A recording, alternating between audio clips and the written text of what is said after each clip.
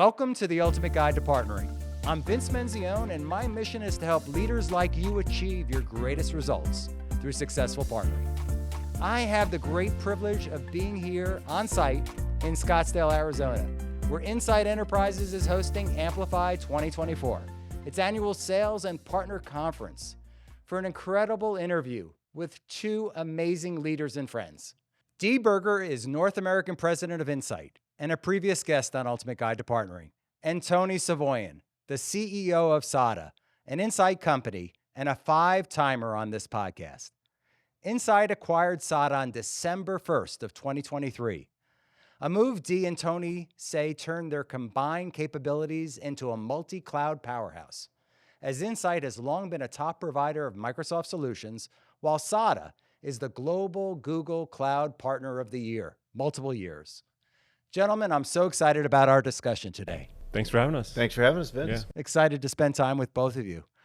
I have a long history working with both of your organizations, going back to my days at Microsoft, in fact. A lot of time here in Scottsdale and Tempe with Insight, and of course, many years working with SADA back in my earliest days. So I'm so excited to exclusively feature you here for this conversation today. Appreciate that.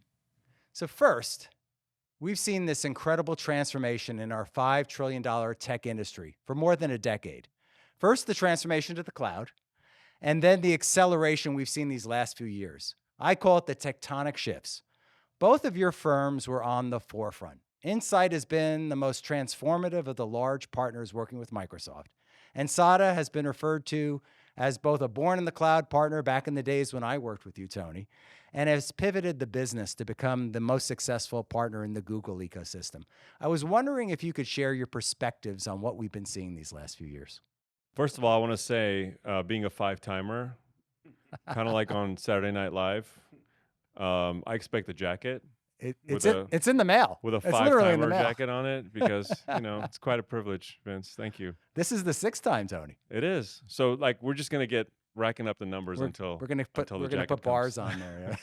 Yeah, I mean, it's an incredible next chapter for us, obviously. Everything I've done for the last 23 and a half years has been creating best in class, best in breed. I've been very focused on unevening the playing field at every opportunity that you can grab, because who wants to compete on an even playing field? Who wants to be generic? I think speciality, niches, scale, customer incumbency, being on the forefront is just so much more fun. And coming together in a way that was almost serendipitous is an incredible thing for our customers and an incredible thing for our partners. And I have to say, Dee's my new boss. And he's awesome. I don't have to say that. I say that because it's true. And the culture is what really matters. As Joyce reminds us all the time, Dee reminds us all the time. And, that is going to be the foundation of what allows us to make the most of this opportunity.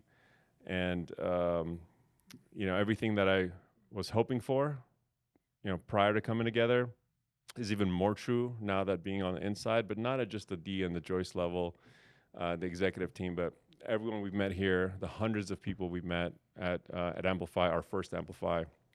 It's the same at every level. So this is a great launch pad for 2024 and beyond. And our vantage point, you're watching the market change. 2023 was a tough year for the industry. There was a lot of absorption from overbuying in 21 and 2022 in a lot of different segments, but technology keeps firing away, right? Technology is marching forward. Gen AI is changing a lot of things, but all the things we were talking about just a year ago, cloud, cybersecurity, data, they're all there. And our job is to help customers take all that and take advantage of it. So their businesses are better. As we kind of thought through what led us here today, you have to be multi-cloud to succeed in that world. Absolutely. We love the partnership we've had with Microsoft, and Microsoft is right there on the leading edge, taking the world forward too. So is Google. Yes. And if we start with the idea we've got to be great for our customers, we felt we had to be multi-cloud. Absolutely. Brilliant move strategically. So I've been chronicling this rising dominance of the hyperscalers, and I think a lot of people don't recognize the level of dominance, right? If you look at the data centers, the chips in the data centers and the infrastructure and the go-to-market strategies, right? And securing large commitments from organizations at the C-suite level, right? Buyers are making decisions in the lines of business, but the C-suite is where these large commitments are happening. And they're estimating now that there are about $340 billion in durable cloud budgets amongst the top three. Was this a consideration for the move going forward? I like how Dee says it, and I don't want to steal his thunder, so I'll let him describe the strategy because I think he says it really well. Well, I think no doubt, right? No doubt. So if you look at the investment people are making, the hyperscalers now, who would have thought, 10 years ago that 3 companies were going to own such a significant part of the infrastructure of the whole world? Everything happens in the cloud. Yes. Everything happens in the cloud. And again, back to our job is to be great for our customers, and whatever they need to do, we have to be relevant in those areas. Yeah. So let's talk about the merger. How did this all come together? Well, we had two separate pathways. Tony, you start with your pathway. I'll add mine, and we'll tell you how they came together. A couple of years ago, it became apparent to us that we needed to do something seismic to continue to be able to grow at the level of trajectory and capacity and evolution that our customers in the market was demanding of us. Every one of our peers had done things way earlier in their journey than we had, and we were getting to a point where, being broad and deep in this ecosystem in itself was not, sufficient to serve the needs of our customers. In a evolving strategy of more customer centricity, customers are asking us to be in more markets. That was very hard to do organically. They were asking us to be more comprehensive, which was hard for us to do organically. They're like, oh, we wish you could do the Microsoft stuff, or we wish you could do the 50,000 store location work that we want. We just couldn't do that. So we looked at tons of options, kissed a lot of frogs, looked at, private equity and all this, just essentially every option, including every strategic option. And it wasn't really up until I started seeing Insight kind of show up at the big Google events, and I was like, Insight's here? That it even came sort of to the forefront of my mindset that this could be a potential destination. But as we started looking at it closer and closer, it was like, oh my God, they're just like us. They believe in the magic of products and services and solutions coming together. They are on their own transformational journey. They have the best incumbency of any potential strategic partner that we could ever dream of. And they are amazing people. Well, tell them the name of the restaurant where you got the whole thing started. Verse. Yeah. So this is an interesting story, and it'll be where the thing culminates. So different for me, so I came to Insight summer of 2022, and we talked a lot about M&A. Joyce was new into the CEO role. We talked about the different things we needed to build over the course of time. The fundamental idea is we touch a lot of customers, and we need to do more and more for those customers. Our mission is to do more and more, be more and more valuable, doing more and more things. And started down the path of what are the most, we historically have been close to infrastructure. So what are the infrastructure adjacent sorts of things, businesses to get in? We came up with a list. Being multi-cloud was the first thing we really wanted to do. And so I called a good friend of mine at Google, who will remain nameless, but senior guy at Google, and said, we got to get into Google. We've got to figure out a way to do a job there. Who is out there to buy? And it took 3 seconds SADA. And so we started down this path. We then were contacted through Tony's banker on Project Verse. Happens to be the same name of the restaurant that they got started in. We met a bunch. We had Tony out to Arizona with his full team. We saw very much the same thing, like a fit. It doesn't help to buy a company that is strategically aligned that just won't work.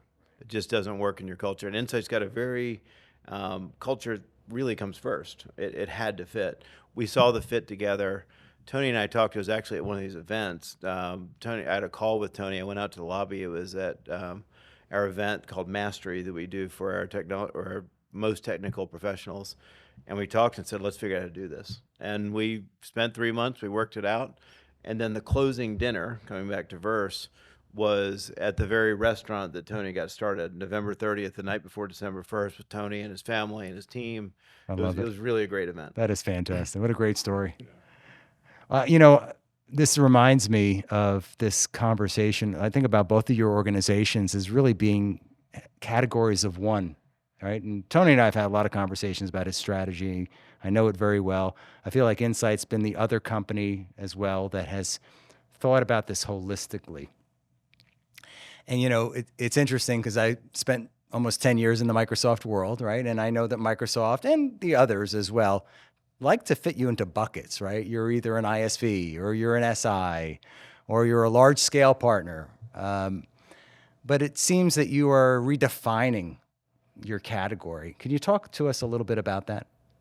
Yeah, I'll start. It was great. We just had Danica Patrick out, and she actually gave the answer I'm going to quote for this, which was good. You know, they asked her if she had idols when she was going up, and she said no. She wanted to be the best her.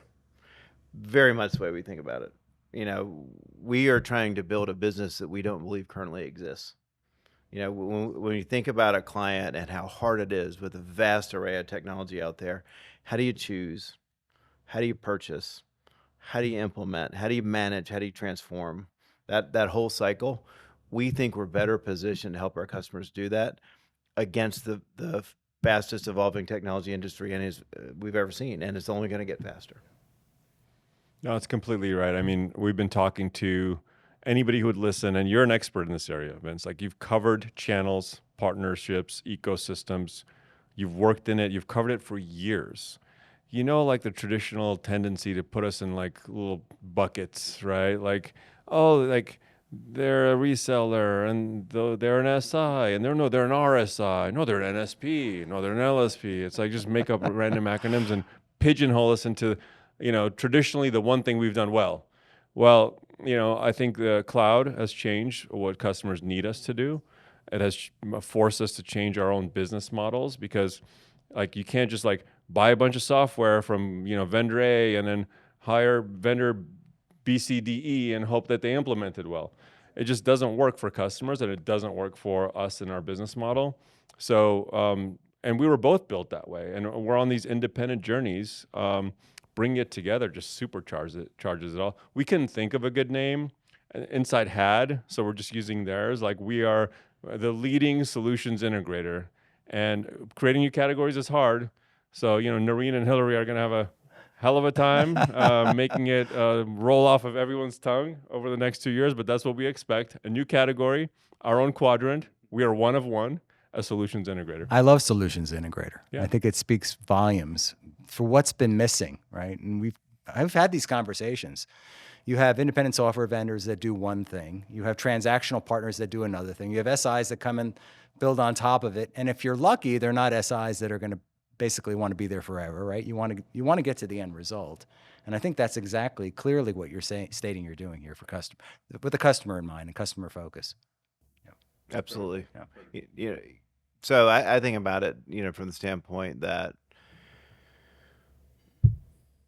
the reseller industry was ultimately set up as a way to sell salespeople to partners, right? The history was set up that way. You had all kinds of OEMs.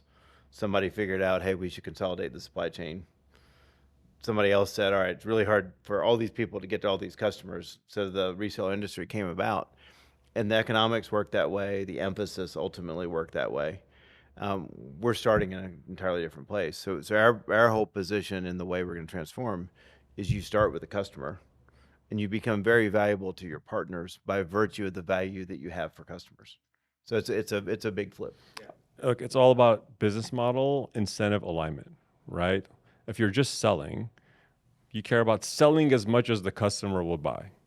If you're just servicing, you want to be as slow as possible to implement these technologies before you get fired. You basically are aiming for a C+.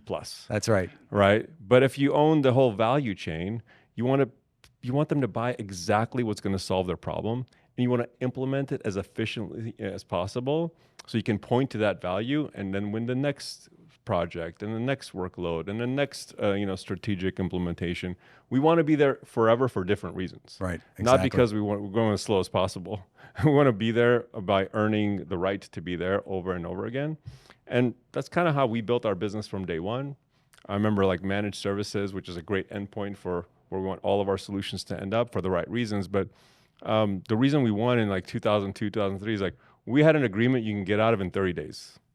And I think that just creates a different culture. It does.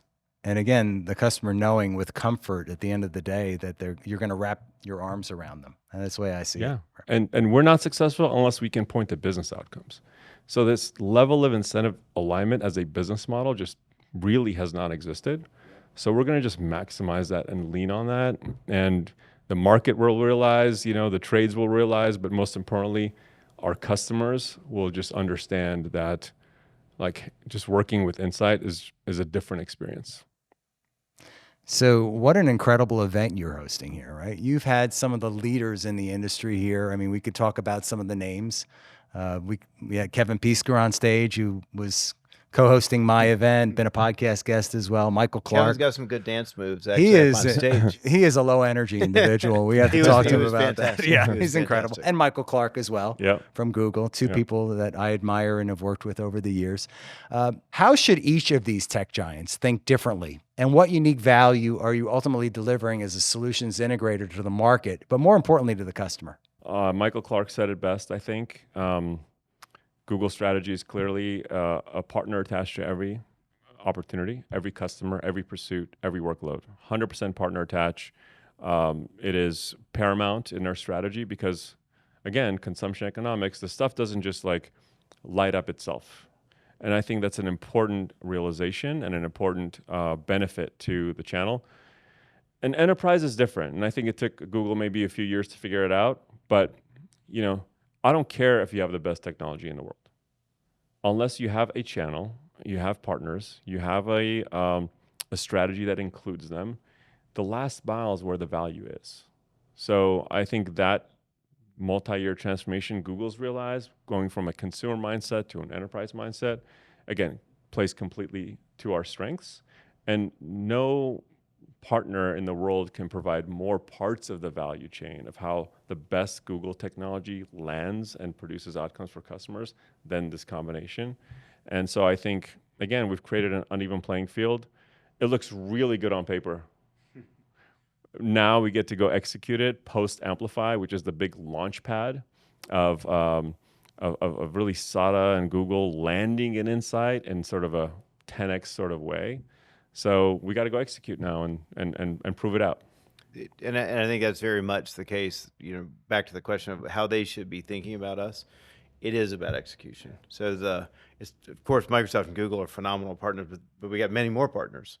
And the Amplify attendees we had, I had a slide on this, represent roughly a third of the value of all the businesses in the United States. That's our partner crew. They're making unbelievable technology.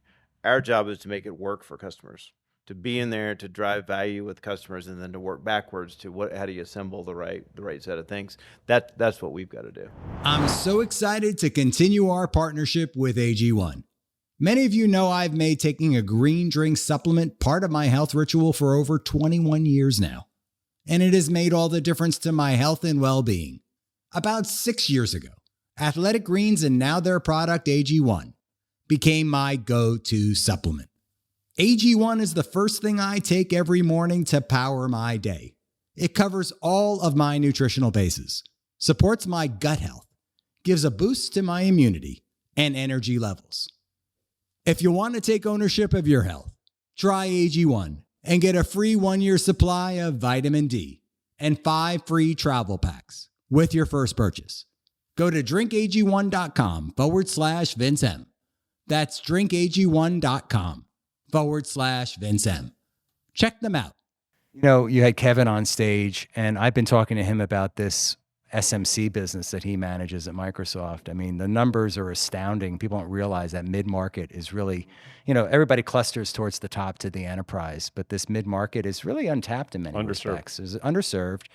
And being able to, again, I think your model is really effective in that mid-market, which, by the way, it's a $100 billion opportunity for even a Microsoft.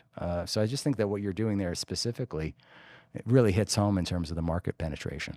No question. So if you think about the numbers, we are in a calculation. We do work with about 70% of all the businesses in the United States that have $100 million in revenue or more. We do at least $1, right? So it's kind of I'd been in the system integrator world for a very long time before coming here. Those models are heavy, right? You can land that model in about 500 customers. We can land our model at a much broader. We have 29. Actually, with SADA, I haven't done a recount. First of all, the 70% held for SADA's base, which was interesting. About 70% of SADA's base, Insight was already working with, but another 1,000. So let's just say we're at 30,000 customers now. There's a lot of things you can do. Yeah, absolutely. I think there's 11,000. I'm going to use what I know. I think around 11,000 enterprise, and maybe it's 38 or 35,000 mid-market customers. Just so that you see the market potential is just enormous. I mean, look, we have a total of 230 field people. Yeah. Like, we'd love to use their 2,000 to 3,000 to be able to get to these customers. And by the way, the e-commerce platform, we've never been able to be transactional in how customers start, especially at scale. So we're going to work with Rob and everybody else on the Google side with the API integration. We want customers to be able to buy and start however they want. And, I love the ambition of creating also the best commerce experience on the website.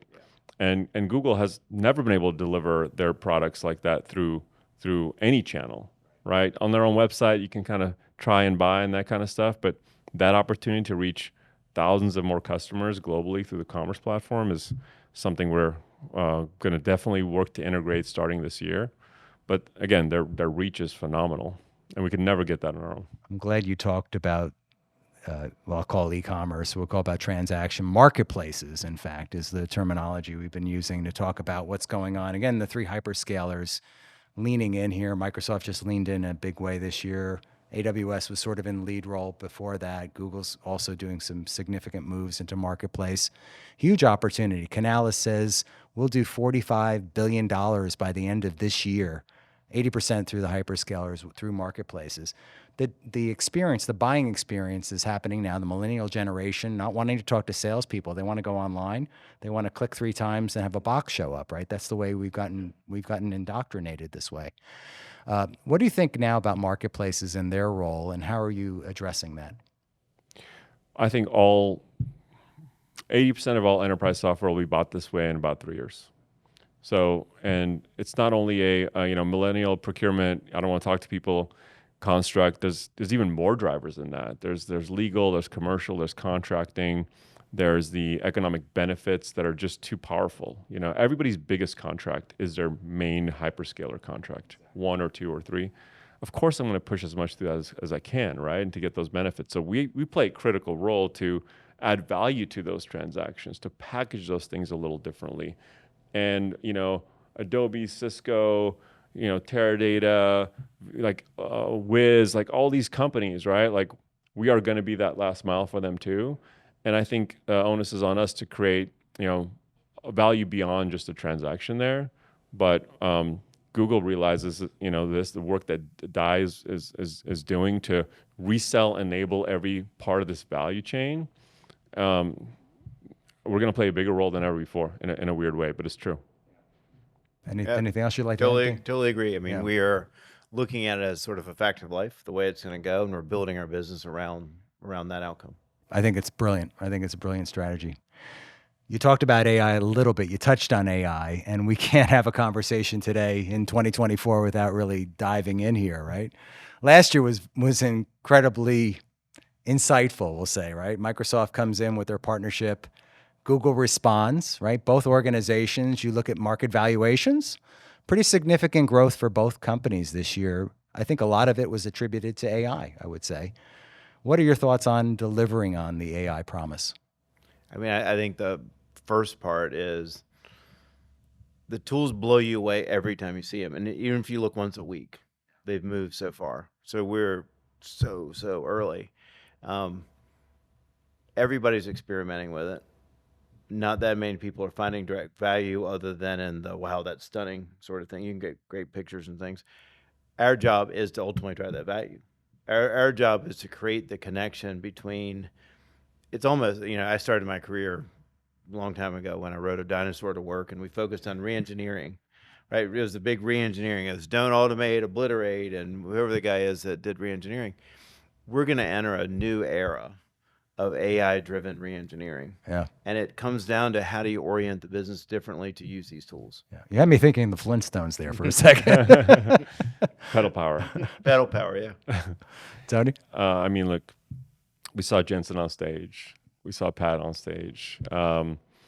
Google with Gemini, Microsoft with Copilot, and the OpenAI partnership, et cetera. I mean, is there a more comprehensive destination for your AI execution strategy? Whether you're, building models, you need a bunch of computing power, processing power, or the chips, or you're deploying them through the best pre-built multimodal models on the planet. Like Insight literally has all of it, which is incredible, and that optionality for the base of customers is great. The biggest gift to Google was the launch of ChatGPT. It unleashed the giant that has literally invented transformers and a lot of this technology that's running, the foundational technology for everything that's going on. So Gemini, 1, Gemini 1.5. Microsoft's not stopping. They're not stopping. So, I'm actually very optimistic that I think that this is going to create way more jobs than it changes. And I believe in humans plus AI. And I'll listen to a lot of various podcasts. I think we're going to enter a decade of the biggest economic growth in history, and I think there's certain markets that are at an advantage to this. North America is certainly one of them, and there are others. But I think it's our decade, and thank God for this huge leap in evolution at a time where we feel like we needed it the most, right? Like Absolutely. Thank you, thanks OpenAI, thanks everybody, and we're in a tremendous position to help our customers do exactly that. And as we talked about the importance of the hyperscalers, layering in this AI component makes it even more critical, right? Yeah, it's incredible. So another topic that's on everyone's minds these days is security, right? We've all experienced it in one form or another. I'm sure you've had many clients. It's a real issue, and it continues to be an issue. And I know Insight is focused incredibly well in the security space. I wanted to spend a moment here with you, Dee, to explain your position and what Insight is doing uniquely here. Well, we're doing a few things. Again, I'm going to keep it in the same thing. We are really driving it through incident response. How do you help customers prevent it? But then how do you respond to it? One of the very unique things about Insight is our technical depth. We've been able to help multiple clients in case studies you can never use when they're in a very bad position by being able to bring the level of expertise and program management to get them out of it. We've got all the normal security businesses and sell security software, and we do, some of the pen testing and those different types of things. But our real focus on that is to get really good at helping clients when they're in hot water. Back to the start with client value, go help a client be valuable forever. Don't transact.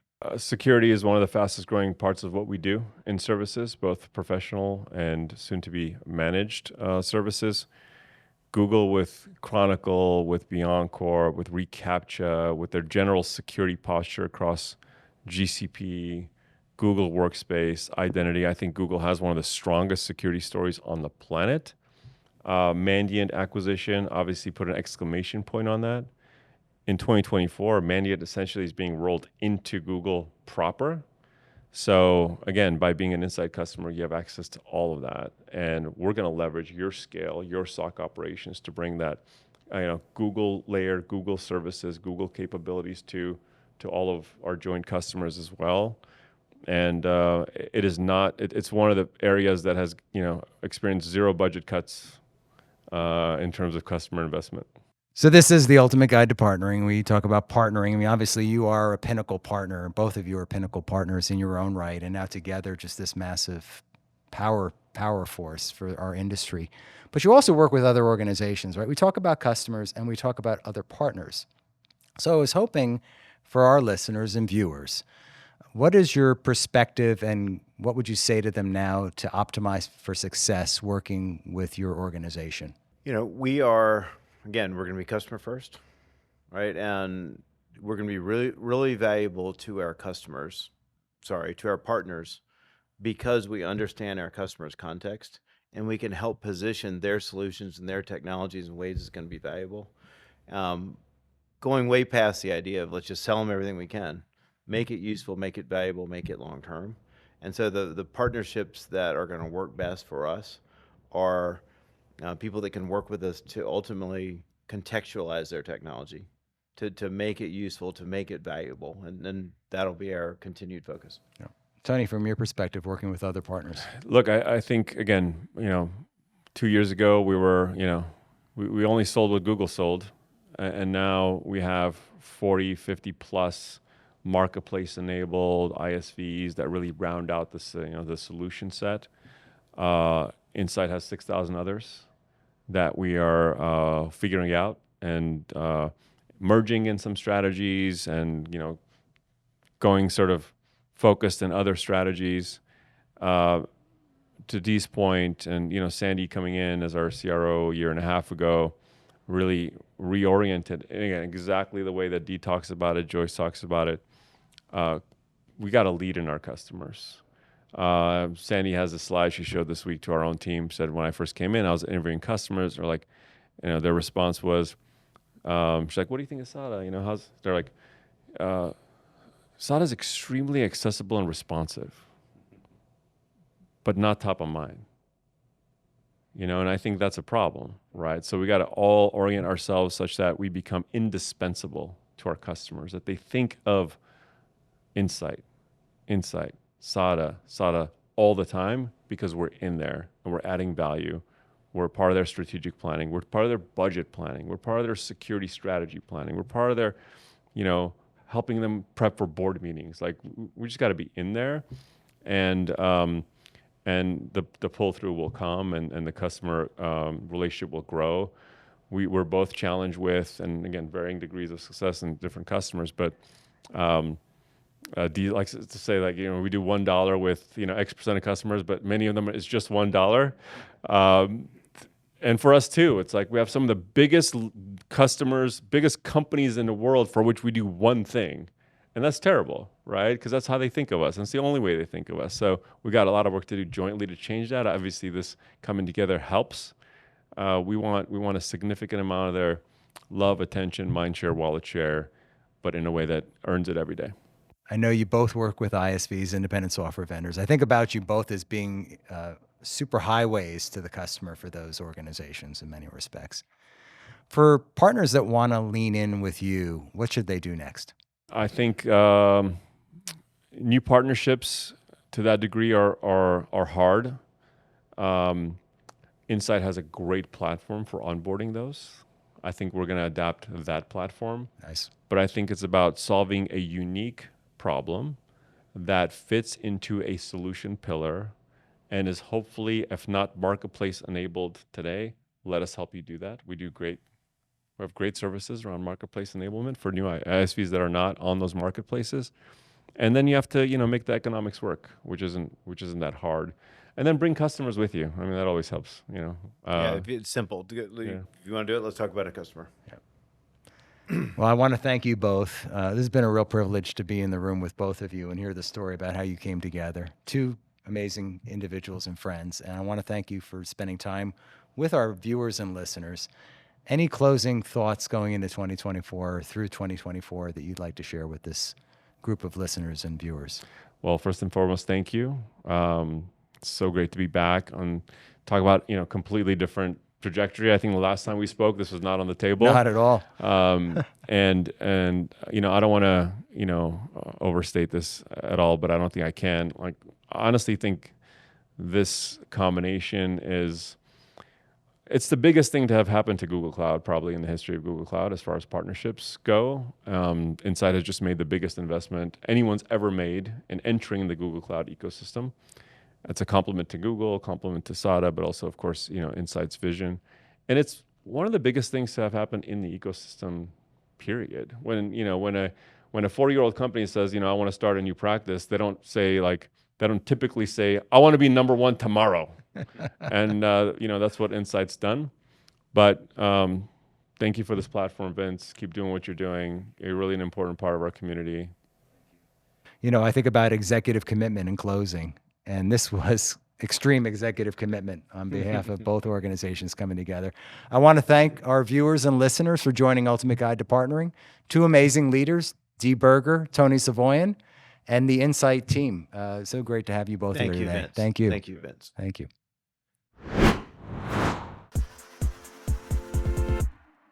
Thanks so much for listening to this episode of Ultimate Guide to Partnering. Online at ultimateguidetopartnering.com. If you liked this episode, I'd be thrilled if you left us up to a 5-star review on either Apple or Spotify. This helps us to continue to feature amazing guests. Also, please check out and subscribe to our new YouTube channel, Ultimate Partner. We'll catch you next time on the Ultimate Guide to Partnering.